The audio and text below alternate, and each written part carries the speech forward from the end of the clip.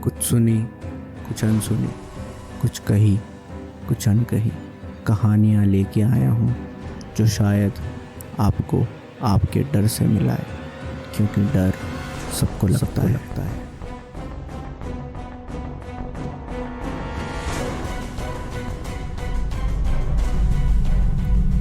उस रात विजय को घर आते आते काफ़ी देर हो गई थी।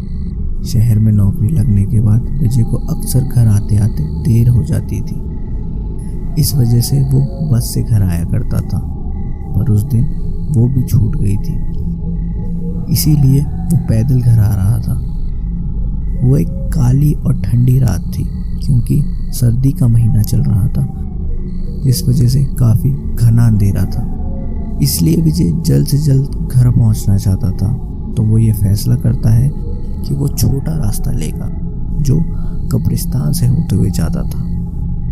वैसे तो कब्रिस्तान वाला रास्ता छोटा था, पर उसे ज़्यादा लोग इस्तेमाल नहीं किया करते थे, जिस वजह से उस गहरी रात में विजय के पास अपनी टॉर्च के अलावा रोशनी का कोई और ज़रिया नहीं था। वो टॉर्च विजय हमेशा अपने पास रखता था।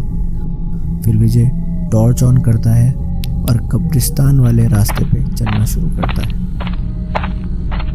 जैसे ही विजय कब्रिस्तान के आगे से निकलना शुरू करता है, उसे एक आवाज़ आती है, मानो कोई उसके पीछे चल रहा हो।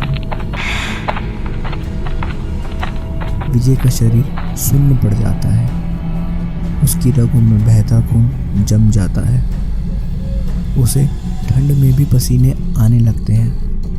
उसे समझ नहीं आता कि ये उसके साथ क्या हो रहा है, पर उसमें इतनी भी हिम्मत नहीं होती कि वो पीछे मुड़ के देखे कि उसके पीछे कौन है।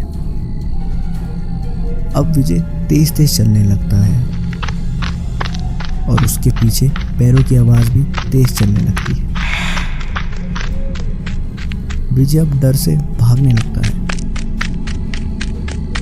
वो अपने शरीर की सारी जान लगाकर बस उस जगह से निकलने की कोशिश करता है, और उसके पीछे वो पैरों की आवाज़ भी भागने लगती है। अब विजय अपनी जान बचाने के लिए भाग रहा होता है। वो भागते भागते काफ़ी आगे आ जाता है।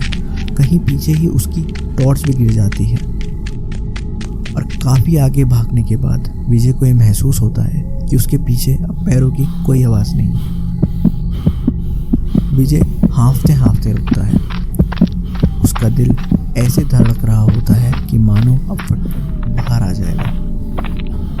वो बिल्कुल पसीने से तरबतर हो चुका होता है। इसके बाद वो अपनी पूरी हिम्मत जुटाता है और पीछे मुड़ता है, और देखता है कि पीछे कोई भी नहीं था। विजय का दिल अभी भी जोर जोर से धड़क रहा होता है, जो इस बात की गवाही देता है कि विजय के साथ अभी क्या हुआ था। हाँफते हाँफते फिर विजय को ये पता लगता है कि उसका मोबाइल भी कहीं पीछे रास्ते में गिर गया, पर उस समय विजय में इतनी हिम्मत नहीं होती कि वो वापस जाए और अपना फ़ोन और अपनी टॉर्च लेके आए। जो उसके साथ अभी हुआ था उसके बाद तो बिल्कुल भी नहीं। इसलिए वो घर जाना ही बेहतर समझता है, क्योंकि उसका घर अब ज़्यादा दूर नहीं था। विजय फिर घर की तरफ चलना शुरू करता है। वो यही सोचता है कि कल सुबह अपनी टॉर्च और अपना फ़ोन ले लेगा। तेज़ तेज़ चल के डर की हालत में विजय अपने घर पहुंचता है। घर पहुंचते ही जैसे ही विजय की माँ उसे कुछ कहने लगती है, वो विजय की हालत देख के चुप हो जाती है और विजय से पूछती है कि क्या हुआ। फिर विजय अपनी माँ को सब बताता है, जो भी उसके साथ अभी हुआ था। उसकी सारी बातें सुनकर विजय की माँ के चेहरे पे एक डर का भाव आ जाता है। वो तुरंत विजय को सबसे पहले डांटती है और उसे कहती है कि उसे कितनी बार मना किया गया है कि उस रास्ते को रात में तो क्या, दिन में भी कभी इस्तेमाल ना करे।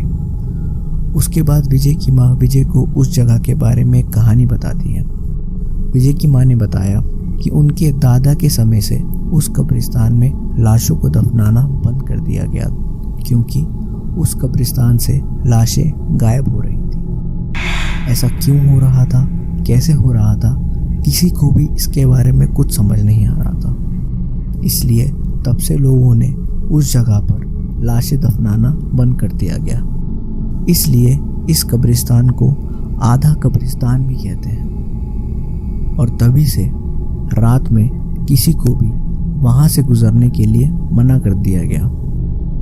उस दिन के बाद ऐसा माना जाता है कि जो भी लाशें वहाँ पे बच गई, उनकी आत्मा रात में वहाँ से आने जाने वाले लोगों का पीछा करती है।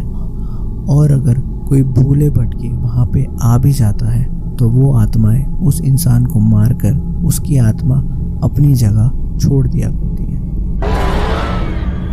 ये सब सुनने के बाद विजय के रोंगटे खड़े हो जाते हैं। वो अभी भी डर से कांप रहा होता है। उसे अभी भी ये समझ नहीं आता कि अगर रात में वहाँ से कोई वापस नहीं आया तो विजय कैसे बच गया। विजय की माँ ये भाव विजय के चेहरे पे पहचान लेती है। वो विजय को समझाती है और कहती है अब इसके बारे में ज़्यादा ना सोचे, बस अपने ईश्वर को याद करे, उनका धन्यवाद करे और सो जाए। उसके बाद वो विजय को ये बोलती है कि रात में तो क्या, उस जगह से दिन में भी कभी मत आना।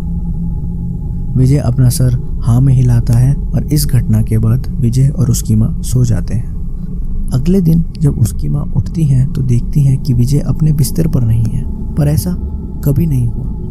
विजय की माँ हमेशा विजय से पहले उठा करती थी, इसलिए वो विजय को ढूंढना शुरू करती है और विजय को ढूंढते ढूंढते घर के बाहर तक आ जाती हैं। जैसे ही वो घर के बाहर कदम रखती हैं, वो देखती हैं कि विजय का एक दोस्त रामू भागा भागा उनके पास आ रहा होता है। रामू वहाँ पहुँचता है और हांफते हांफते विजय की माँ को कहता है कि ताई, आज सुबह कब्रिस्तान वाले रास्ते पर विजय बेहोश मिला।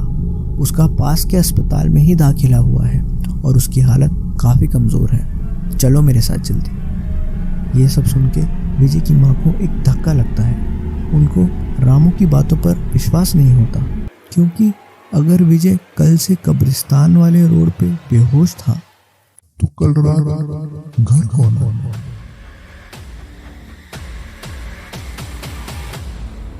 आप सुन रहे थे डर सबको लगता है।